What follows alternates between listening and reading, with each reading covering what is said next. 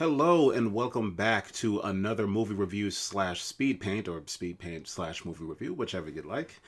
And I have a real special one for you today. I had the pleasure of attending the Animation is Film, a festival that celebrates animation from around the world. They hold it every year in Hollywood. And this year I saw 6 movies, so I'll have several reviews coming up in the next few days. And I'm going to start with the big one, Memoir of a Snail. Now, if you're familiar with Adam Elliott and his previous work, his movies are very, very unique. And his previous movie was Mary and Max, which I watched impulsively. It just happened to be on Netflix at the time, and I thought I was ready for it. I was not at all ready for that. I didn't pay attention to the rating or if it even had one, so I wasn't expecting it to get as dark as it did. But I really, really liked it in the end. And with this one, I thought for sure that I was prepared because I understood his style and whatnot. I was not ready. I was not ready at all. I thought I was. I was not. You know, Mary Max was an emotional battlefield, but somehow this one was Memoirs of a Snail somehow even more. Now, on the surface, it appears to just be a silly little movie about a pair of twins that are separated and just the hardships that they have to go through before and afterwards. But as was mentioned during the introduction for this movie, he has a way, Adam Elliott, writer and director, he has a way of breaking your heart into a million pieces and then putting it back together again. And that rings very, very true here. There are a lot of moments that I just say hit very, very close to home to me personally. Not unlike the movie I saw, The TV Glow, which, I reviewed a while back on my Letterboxd account. I think what makes this movie work so well is that it doesn't come off as exploitative or worse, just straight up misery porn. It feels genuine.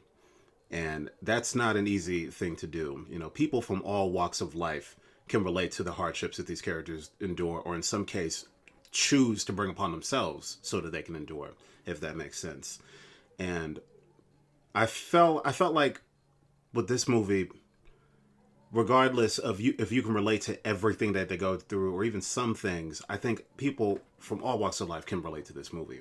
And the reason why I feel that way is because it's just so, the art direction, everything just feels so meticulous, including the story. It's like the characters don't suffer just for the sake of having the characters suffer.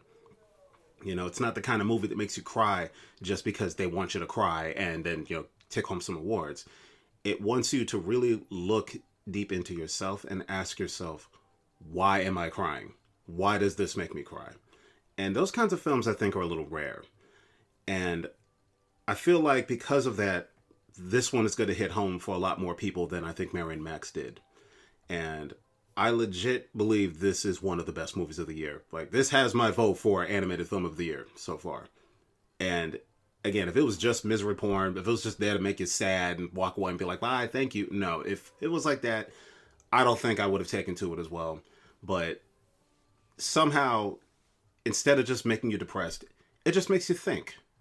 And it makes you appreciate a lot of things that you may not have even thought about.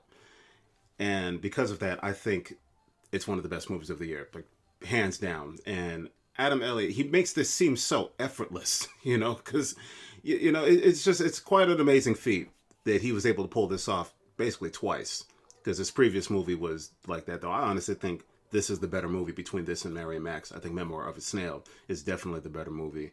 And as of this video, it's being released in theaters in North America today.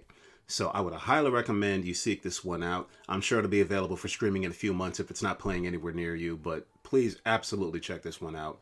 This was easily the highlight of the entire film festival. Not to say that it's all downhill from here. There are plenty of great movies I saw this weekend, but this was the standout, and that's why I wanted to do this one first. All right, so you've made it to the end of the video. Thank you so much for tuning in. If you like this video, and all that good stuff. Anyway, I'll catch you with the next one. See y'all later.